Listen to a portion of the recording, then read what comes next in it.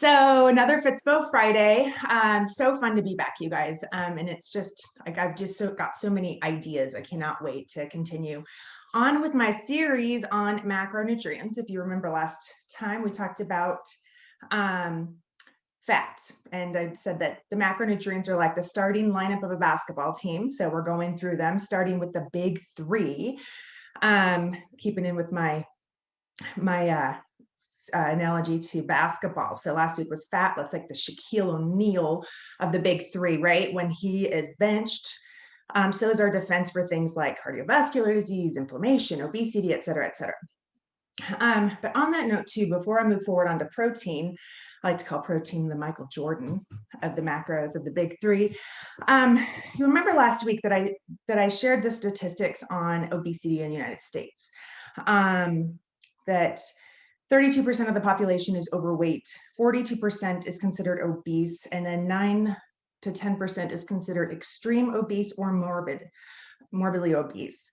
And they're pretty alarming, but I feel like I'd be remiss if I didn't talk talk about the shame that shrouds those words. They're horrible words. And you guys may know, some of you may know my story with my father, and my whole family on my dad's side was obese and morbidly obese, and lots of death because of that. And my poor dad, I put him on everything from Nutrisystem to Isogenics to Weight Watchers. I had him join gyms. I worked out with him. He did all the things, Nutrisystem. And of course, all that yo-yo and crash dieting is really unhealthy, and it was really unhealthy for him. And it wasn't until a health scare that he got really serious about his weight. He was 57 years old, and we almost lost him. And over the next 6-month period, he lost about 80 pounds, eating healthy, stopped drinking, which is a big deal for a Montana rancher, and started exercising just on a treadmill. Unfortunately, it was just too late for him to turn it around. He'd done all of this damage already. He died in a four-wheeling accident. We're not sure if he really did have a heart attack, but I feel in my heart that he did.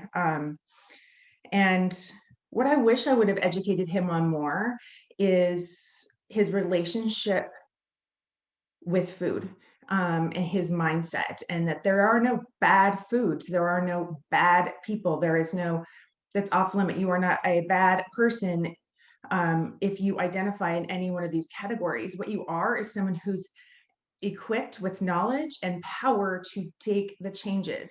And so whether you feel like you might be in the overweight category or the obese or the extreme obese, that is like linear to the amount of change that or impact you can have. Impact on one small change in your nutrition, whether it's your macronutrient intake ratios, whether it's drinking more water, whether it's doing 3 minutes of body weight exercise a day. So I just want to reframe those words, because I just feel like there's so much shame that shrouds it. And so I'd like to say, these three categories can be reframed in class as to the level of impact this one small change could have on your health and vitality. So if you feel like you're overweight, one small change will have a big impact. If you find yourself falling into the what's considered obese, think about yourself as like an obscene impact, a outrageous impact. And then extreme obesity, you'll have an extreme impact with just one small change. And so you're equipped with that knowledge, and you can take control, and you're 100% in control. So with that said, I want to go on to protein, the Michael Jordan. So Michael Jordan is not just a guy who can put a basketball into a round circle. Protein is not just a macro that builds muscles. Michael's really great at golf and baseball and all the things. So like Michael Jordan of the macronutrients, protein can also help you manage your blood glucose levels, your blood sugar, burn body fat. No macronutrient has been proven to help people lose more body fat than protein. Helps regulate your appetite. All calories are not equal. Calories in, calories out. That's just such an old, archaic way to look at it. Because if you look at the three macros, protein, if you take in about 100 calories of protein, it takes your body 20 to 30% of those calories just to digest it and get those nutrients. So you're really only consuming 70 to 80 calories, whereas carbohydrates, it's about 10%, and fats, it's anywhere from 0 to 3%. So it's actually the king as far as the thermic effect of food, which is something I'll probably go into another time. And contrary to what a lot of people think, is that the majority of Americans aren't eating enough protein. And certainly when the RDA recommendations drove carbohydrate consumption up, not only did the quantity of protein consumption go down, but also the quality. So we're going to talk about that too. And then as we age, I found a gray hair in my eyebrows this morning, by the way, talking about as we age, a gray eyebrow hair. Random side, but our protein requirements become even more critical to help with bone mass, bone density. When I've coached women that were perimenopausal, postmenopausal, and they're carrying around, they can't lose their bellies, I always recommend them to increase their protein intake. And so, how much protein? You guys probably want me to tell you. How much do you need? Well, I can tell you it depends. We're all different. Bio-individuality, it depends on what stage in your life you are, and then also what your health goals are. So the RDA recommendations is about 0.4 grams per pound of body weight, but that is the minimum needed to prevent just degenerative illnesses. So that is definitely too low. And the International Society of Sports Nutrition recommends about 1 gram per pound of body weight for athletes. So two extremes, most of us are about somewhere in the middle. Your individual protein needs will depend on a variety of factors like your age, your gender, men require more than women, your ethnicity, activity levels, etc. And so I'm going to talk to you about a test or a study that I found where two groups of people were broken. There were two control groups. One was given the adequate protein, so their ratios were 10%. The other group was given a higher protein diet, not a high protein diet, a higher protein diet. And the results were the people with the higher protein diet, 30% was their ratio. They had a higher resting metabolic rate. That means when you're just sitting in your chair, you're burning more calories. Higher levels of fat oxidation, meaning they are burning their fat for fuel more efficiently. Higher levels of satiety it takes a lot of energy to digest all that protein. And they felt more full, more content. And so you're probably going, they burned more fat and they were more satisfied. Amazing. I don't know if I can share a photo. Maybe I'll post a photo of, for example, I went back and looked at some shows that I trained for. One show I did like 6 hours roughly of cardio a week, like an hour, 45 minutes to an hour every day. And I lifted an hour a week. That coach had me consuming 1,450 calories, 51% protein, 18% fat, and 31% carbs.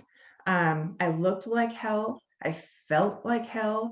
I was hungry. I was grumpy. I was tired. Fast forward to this last coach, Adam, who you guys got to meet. The first show, he had me at about 1,800 calories, and I was having about 33% protein. Felt amazing. No peak week crazy thing where they have you like cut your fats, cut your carbs, basically you eat air. Nothing. And then he had conditioned me and had my body responding really well. So by the next show, 2 months later, I was up to almost 2,500 calories, and he bumped my protein down a little bit, 27%. My fat stayed around 60%, if you can believe it. And it was the most joyful time of my life as far as training for one of those shows. Oh, and I only did about 2 to 3 days of cardio a week. That was like 12 to 15 minutes of high intensity. So I'll post that photo, and you can see, you're training really hard, so you're still in great shape, but my body was responding so differently to the different levels of protein. And don't even get me started on the digesting too much protein. So I want to talk about quality and timing. So now you know kind of maybe a benchmark where you guys can start on your protein ratios. So quality, remember when I said last week, you aren't just what you eat, but you're also what you ate. Little known fact that I found also in my research, of the antibiotics sold in the United States, 80% are for food producing animals. That's your cows, that's your pigs, that's all the things. And all those antibiotics, we all know what they do to our immune system and the bacteria in our guts. They're given artificial growth hormones. If you don't have grass-fed meat, they're given candy, wrappers and all. Cows are given candy, wrappers and all. I mean, you don't have to be a rocket scientist. And then the grass-fed beef also has 2 times more conjugated linoleic acid. I should just CLA. It's a fatty acid that helps you to reduce overall body fat. So make sure you're getting your quality protein. And then for your vegans and vegetarians, always got to, we got to watch out for, or, shout out to Carrie. There's a lot of great high quality protein sources there as well. Beans, peas, lentils. Remember, they are carb dominant. So if you're watching your ratios, they do have they have more carbohydrates than protein, but they are great qualities of the protein. You want to make sure that you cook them properly to minimize the lectins, which is plants' defense mechanisms. It's poisons in plants that do wreak havoc on our digestive system. Nuts and seeds, legumes. I mean, peanut butter, it's like a whole mood, right? Almonds, cashews, walnuts. Did you guys know that walnuts have more antioxidants than blueberries? No shocker that they look like a brain, right? They're great for your brain. Nature has this way of just giving us these really obvious clues. Hemp seeds. Hemp seeds is one of the very few complete proteins found in a single plant. And a complete protein means that it contains all of the 9 essential amino acids that our body can't make on its own. So we have to get it from our diet. So hemp seeds are great to throw into yogurt or smoothies or whatever. Chia seeds, great for your immunity too. Spirulina, it's this algae, plant algae. It is actually the most dense source of protein in plants. 70% of it by weight is protein, and all kinds of other great benefits and micronutrients found in that, and chlorella. Weeds from the sea, they're good for you, so eat them up. And then grains like amaranth, quinoa. There's a lot of protein powders. Make sure you're reading the label so there's not a bunch of fillers and kind of just crap in them. So that's quality. And now I've got a couple of things to tell you guys about timing of your protein intake. So depending on your goals, if you're wanting to lose fat or build muscle, it's going to vary on how you want to consume your protein. But I'm going to tell you about 2 studies that were done. Well, actually, I guess just really one study, well, maybe 2. One's really sciencey, so I'm not going into too many details, but one was a group of healthy but overweight individuals, adults, 25 to 45 years old. And they did put them on a reduced calorie diet, but it was controlled. So they were eating the same macronutrient ratios. Group A, the only thing they did different was have eggs for breakfast, the ED, the egg diet. Group B had a bagel for breakfast, BD, the bagel diet. So the ED group and the BD group went on for 6 weeks and eat the same calories, the same protein, carb, fat ratios. At the end of that 6-week study, the egg diet group lost 65% more weight in 6 weeks. Their waist circumference decreased by 34%, and they had a 16% greater reduction in overall. They lost 65% more body fat, and then 16% higher increased reduction in overall body weight.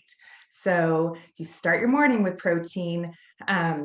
You're more satiated. You stick to your diet, your new lifestyle that you're creating. And you get just a lot more bang for your buck as far as weight loss goes. Conversely, if you are looking to build muscle, it's important to have protein pre-workout and post-workout, but how you time that and and what kind of protein is different. So you probably heard about BCAAs, branched chain amino acids. Those are really important pre-workout. Not only do they feed your muscles intra-workout, but they are also help you have more energy, quicker recovery time during your workout. And then post-workout, has anyone heard about chocolate milk being the greatest post-workout meal or drink? That is because the leucine content combined in the protein of milk, combined with the fast acting carb source of the chocolate in the chocolate milk, because leucine helps to promote protein synthesis, muscle growth, but it needs insulin present for it to be to maximize its efficacy. So if you have protein powder, super protein powder with milk or chocolate milk or something like that, after workout, you will have quicker recovery time, increased lean body mass, increase in your muscle hypertrophy, increase in your strength, recovery, all the things. So that is the Michael Jordan of the macronutrients. I hope you guys found that useful, and please reach out if you have any questions.